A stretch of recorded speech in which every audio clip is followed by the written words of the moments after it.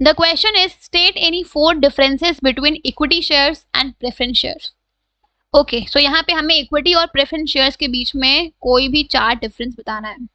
सबसे पहले कॉलम बना लेते हैं, basis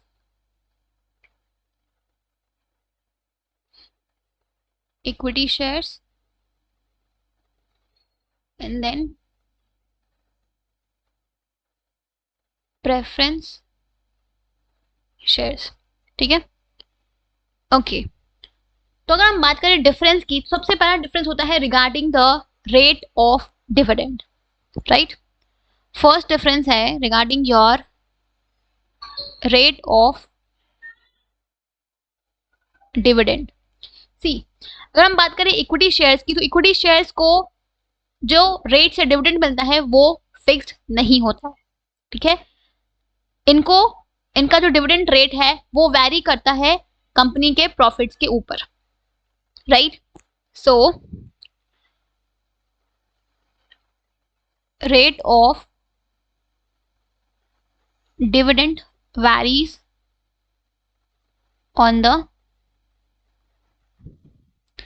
varies just a second, depending upon the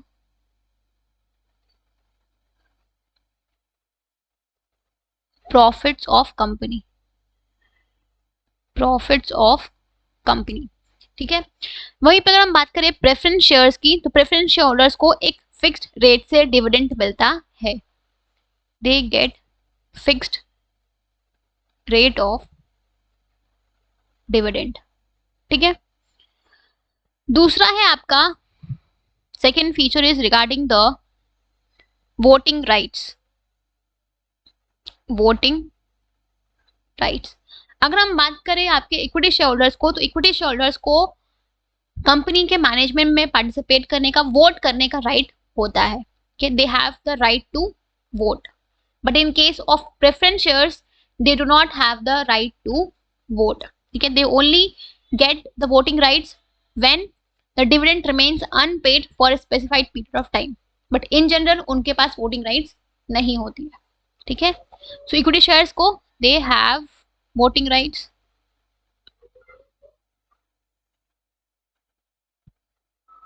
ठीक है। दे generally do not have, just a second,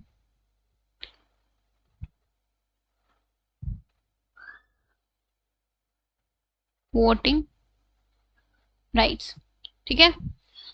अगर हम बात करें थर्ड पॉइंट ऑफ रिस्क की, तो तीसरा होता है, sorry, third point of difference की, तो वो है आपका डिग्री ऑफ रिस्क। तो इन दोनों में से कौन से शेयर्स में ज्यादा रिस्क होता है?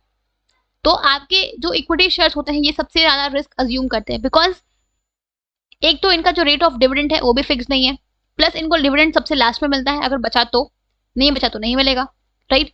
प्लस जब भी कंपनी वाइंड अप या लिक्विडेट होती है, तो उस टाइम पे जो इनका कैपिटल का रीपेमेंट होता है वो भी आपका श्योर नहीं होता है। सब कुछ, सारे क्लेम्स को सेट ऑफ करने के बाद, पे ऑफ करने के बाद, प्रेफरेंस शेयर होल्डर्स को उनका कैपिटल रीपे करने के बाद अगर पैसा बचता है, then only they will receive the repayment of capital, right. तो सबसे ज्यादा risk regarding the payment of dividend and regarding the payment of capital आपके इक्विटी शेयर्स बेयर करते हैं, ठीक है। So since that is why they are also called the residual owners, ठीक है। तो ये आपके सबसे ज्यादा रिस्क को अज्यूम करते हैं, बिकॉज इनका कोई ना रेट ऑफ डिविडेंड फिक्स है, ना इनका डिविडेंड इनको मिलेगा ये भी श्योर नहीं होता, ये डिपेंड करता है कंपनी के प्रॉफिट्स के ऊपर, right. So they assume a high degree of risk, assume a high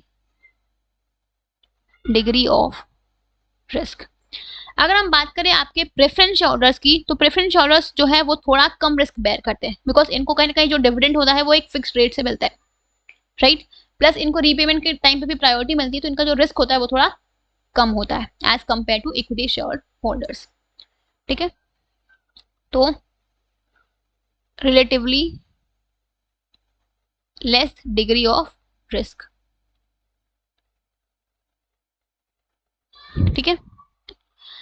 अगर हम बात करें आपके रिफंड ऑफ कैपिटल की, fourth point is your refund of capital की, तो ये जो हमारे इक्विटी शेयर्स होते हैं ना, जो हमारे जब भी कंपनी वाइंड अप होती है, लिक्विडेट होती है, तो उस टाइम पे जो आपके इक्विटी शेयर होल्डर्स होते हैं उनका रिफंड प्रेफरेंस शेयर कैपिटल को रिफंड करने के बाद होता है। ठीक है, तो refund of equity capital, equity share capital is made, just a second, is made after the refund of preference share capital, preference share capital, but in case of preference shares उनको priority मिलती है, उनको dividend sorry उनका जो capital का repayment है वो उनको इक्विटी शेयर होल्डर से पहले मिलता है, right. So they get priority over equity share for refund of capital, for refund of capital. ठीक है, so this was all about your differences between equity shares and preference shares। तो आप इसको अपने हिसाब से कोई भी यहाँ पे 4 पॉइंट ऑफ डिफरेंस एक्सप्लेन कर सकते हो। ठीक है, आपको ये क्वेश्चन, आई होप क्या कोई क्वेश्चन समझ आ गया होगा। ठीक है, ओके।